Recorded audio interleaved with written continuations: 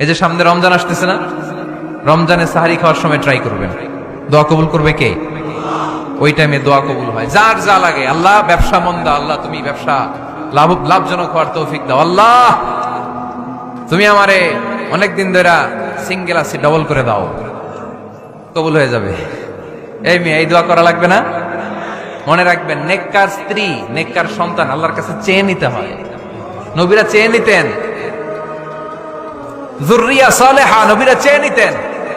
আল্লাহ passport দিয়ে রাখছি, Japan যাব, আমেরিকা যাব, আল্লাহ ভিসাটা হয় না, আল্লাহ শেষ সাথে চান, কবুল করবে কে?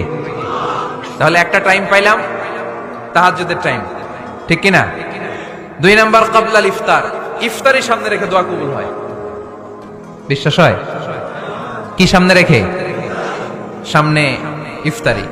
বসে থাকি আমরা তৃষ্ণায় সারাটা দিন, ছাতি ফেটে যায়, আল্লাহ দেখে, দেখতে দেখতে আল্লাহর একটা সফট কর্নার তৈরি হয়। এটাই সুযোগ কাজে লাগানোর, ঠিক কিনা?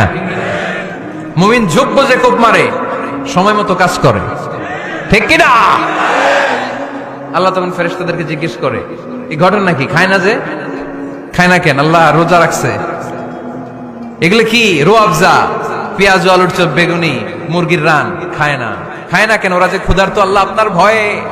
তাই কি চায়? আল্লাহ আপনার কাছে ক্ষমা চায়, ক্ষমা চায়। আল্লাহ রহমতের দরিয়ায় জোশ খেলে যায়। আল্লাহ তখন বলে, আমারে দেখছে নাকি ওরা? ফেরেশতারা বলে, না দেখে নাই। আমার জান্নাত জাহান্নাম দেখেছে? না দেখে নাই। আমারে না দেখে, জান্নাত জাহান্নাম না দেখে আমার এত ভয় করে। যাও, আজকের এই রোজার বিনিময়ে এখন বান্দা যা চাইবে সব কবুল করে নেব। তাহলে তাহাজ্জুদের সময় ইফতারের আগে বাইনাল আযানি ওয়াল ইকামা, আযান ইকামতের মাঝখানে দোয়া কবুল হয়। এটা অনেকে জানে না।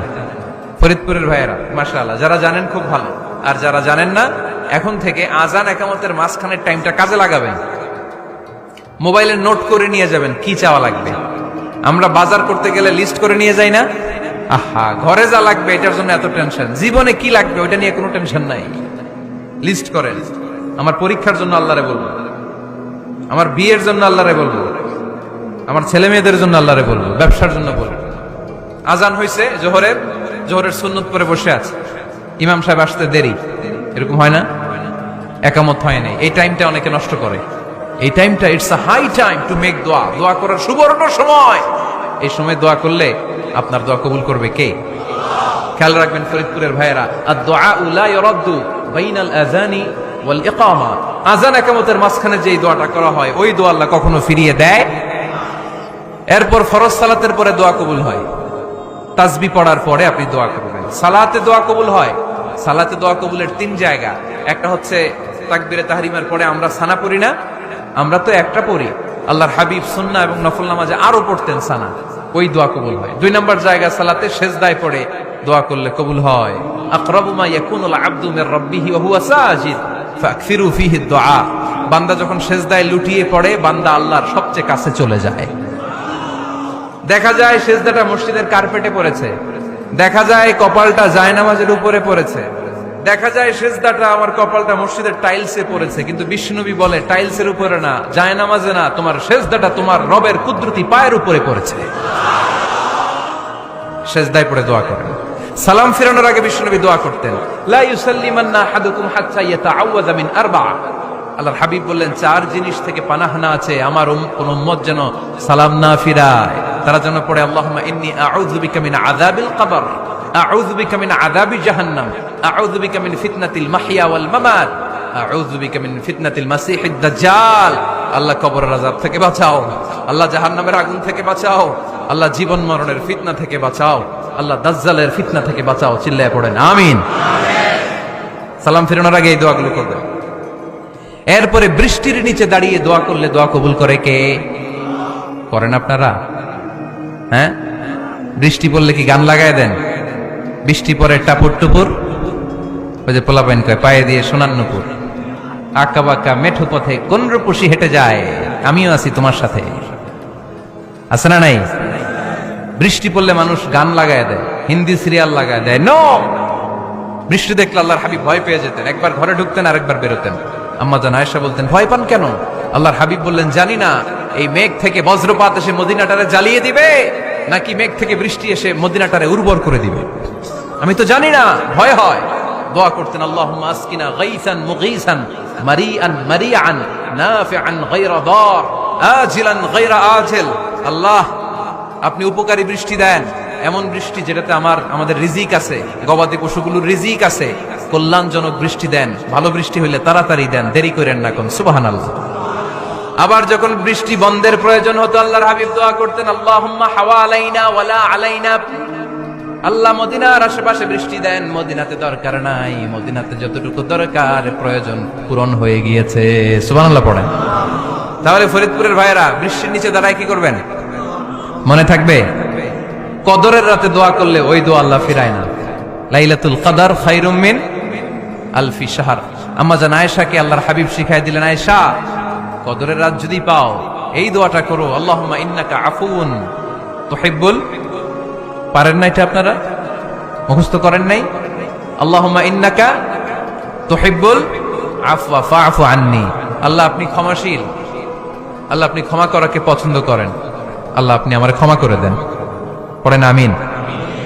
জুমার দিনে দোয়া কবুল হয়। আল্লাহর হাবিব বলেন, একটা সময় আছে জুমার দিন দোয়া করলে কবুল করে কে? সময়টা কখন? মুহাদ্দিসিন ইকরাম অনেক ইখতিলাফ করেছে। সবচেয়ে গ্রহণযোগ্য মতামত হচ্ছে আসরের সালাতের পরে। জুমার দিন আসরের সালাতের পরে সূর্য ঢলে পড়ার আগে দোয়া করলে কবুল করবে কে? কোরআন খতমের পরে দোয়া করলে কবুল হয়। কোরআন খতম করেন না আপনারা? তারপরে যে দোয়াটা করবেন কবুল করে কে? হজে গিয়ে দোয়া করলে কবুল হয়। আরাফার ময়দানে তাওয়াফ করা অবস্থায় মুলতাজামে দাঁড়িয়ে।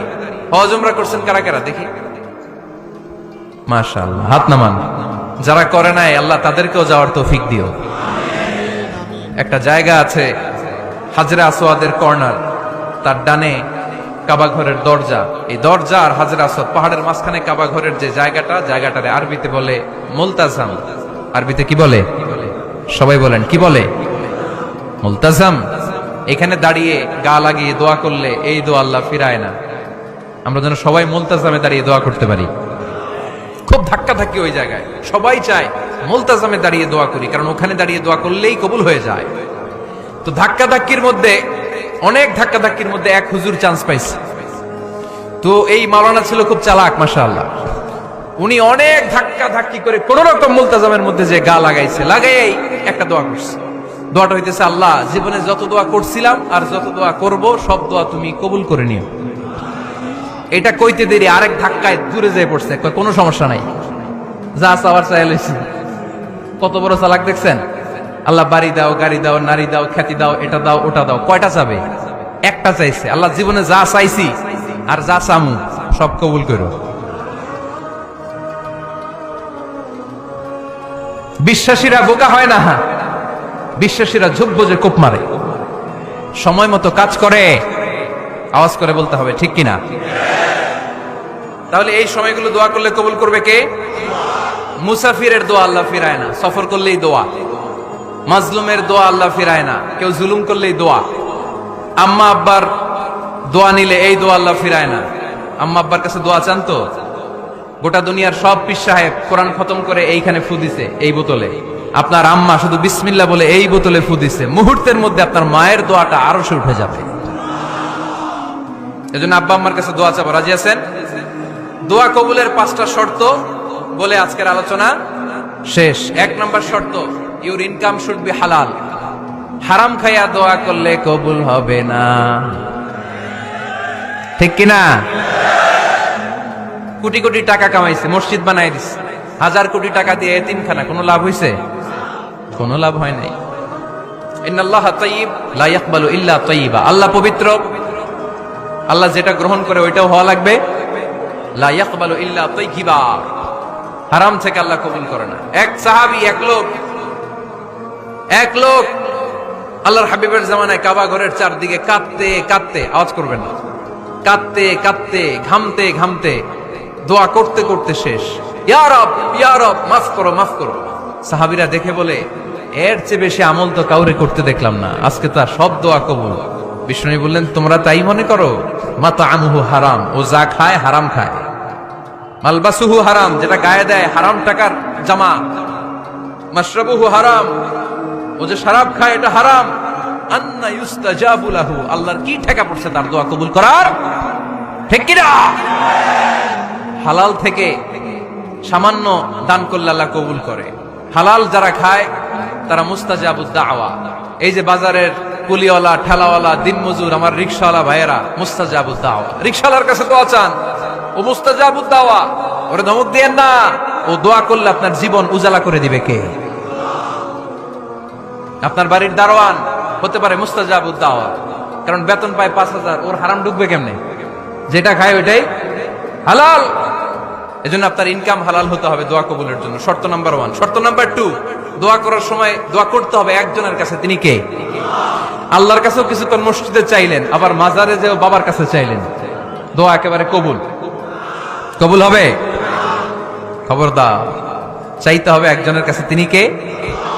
3 নাম্বার শর্ত, দোয়া করার সময় ইয়াকিন থাকতে হবে। ইয়াকিন, উদউল্লাহ ওয়া আনতুম মুকিনুনা বিল ইজাবা। এমন ভাবে দোয়া করেন যে আপনি নিশ্চিত আমি যা বলছি আমার আল্লাহ শুনছেন, আমি যা বলছি এ দোয়া আল্লাহ কবুল করবেন, অবশ্যই করবেন। আল্লাহর উপর আস্থা একটু কম না? কম না বেশি?